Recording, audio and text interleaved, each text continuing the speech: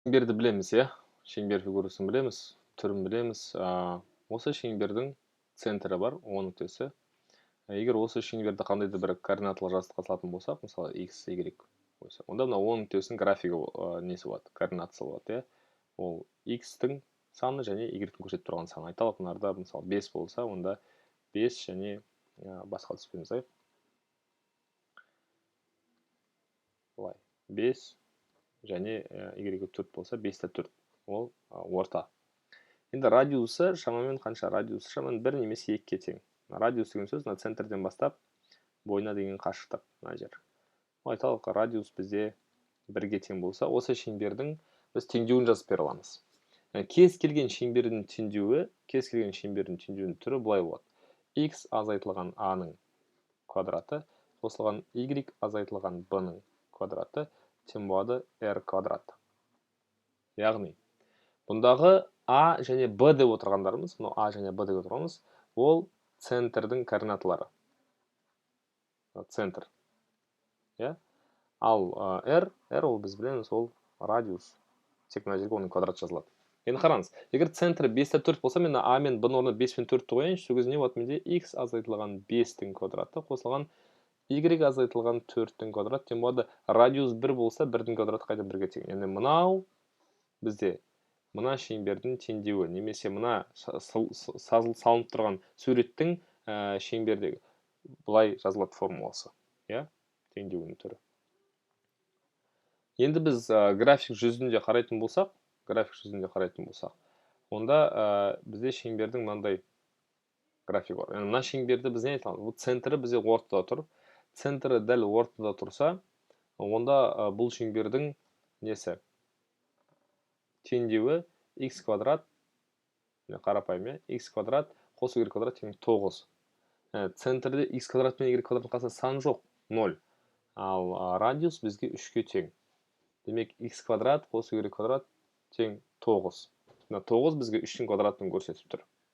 Енді, егер біз қайтып келетін болсақ, шеңберіміздің теңдеуіне, мынарда 0 қойсақ, a мен b-ның орнына. Онда әрине x минус 0 ол жай x квадрат болады. Y минус 0 ол жай y квадрат болады. Тең болады r квадрат, мысалы 9 жазсам, онда ол радиусы 3-ге тең деген сөз. Сол кезде мен центрі 0,0 деген сөз, ол мына жерден радиусы 3-ге тең болатын шеңбер салам. Оның түрі мынандай болады. Жаңа бізде графикте дәл сол тұр. Центрі 0,0, радиусы 3-ге тең. Енді қараңыз. Мен бұдан өзгеше мынандай шеңбер салып бере аламын. Бұл шеңбердің центріне қараймыз. Бірден центрі минус 2-да 3. Центр минус 2-да 3, радиусы қараңыз 2 бірлік. Центр минус 2-да 3, радиусы 2 бірлік болса, онда даған қайтып келейік. Центрі минус 2-да 3, нарға минус 2-да 3 қойыңыз. Сол кезде x минус 2 болады x плюс 2-ның квадраты, және y минус 3-тің квадраты тең болады. Радиусы 3 болса, радиус бізде қанша? 2 болды, 2 бірлік. 2-ның квадраты бізде 4 болады. Мынау жаңағы соңғы суреттің, мына суреттің теңдеуі. Енді қараңыз оның теңдеуіне.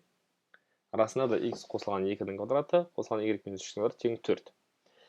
Енді біз теңсіздіктерге келетін болсақ, теңсіздіктерге егер мен нарда тең десем, ол тек жолақтың өзін көрсетеді. Ал кіші десем, онда ол соның ішін көрсететін еді. Енді мына бір суретке қараңыз. Мына жерде бізде x минус 3, y минус 1. Центріне қараңыз, 3-та 1. X-тен 3, Y-тен 1. Міне центр расында да 3-та 1 нүктесінде орналасқан. Және радиусы 1. Радиусы 1 шеңбердің кіші деген сөз ішін алыңыз. Даже бойы пункттермен жазылып тұр. Бойы да керек емес. Бойындағы нүктелерді қойға болмайды, ішіндегі нүктелерді қойға. Осының ішінен кез келген нүктені алып, x-ін y-ін қойсаңыз, мына теңсіздік дұрыс болады. Ал немесе тең вариантын қараңыз, немесе тең болғандағы варианты, немесе тең десе, мына сызық шеңбердің бойы да келеді. Неге кіреді? Себебі тең болған жағдайда біз тең болған жағдайда мына жолақтың өзін аламыз. Жай тең бола тұрған кезде. Кіші болса ішін аламыз, үлкен болса сыртын аламыз. Ал егер кіші және тең тұрса, онда ішінде және өзінде аламыз. Ал егер теңсіз тек қана кіші тұрса, онда тек қана ішін аламыз, өзі пункттермен салынып тұр, өзін алмаймыз. Енді мына жағдайда қарастырайық. X қосылған 5-тің квадраты қосылған y қосу 3-тің квадраты үлкен емес тең 4. Бұл шеңбердің бірінші центрін табайық.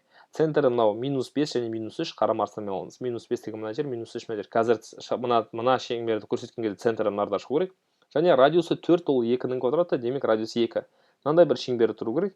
Соның бізге өзі тең болады, сол жолақтың өзі, және үлкен деген сөз сырты керек. Қараңыз, көрдіңіз ба? Центрі -5 -3 деген шеңбер шықты. Соның өзі жолақ беріліп тұр және сырты беріліп тұр. Яғни осы бізде шеңберге байланысты нәрсе. Яғни егер шеңбер табу керек болса, онда оның теңдеуі былайша жазылады.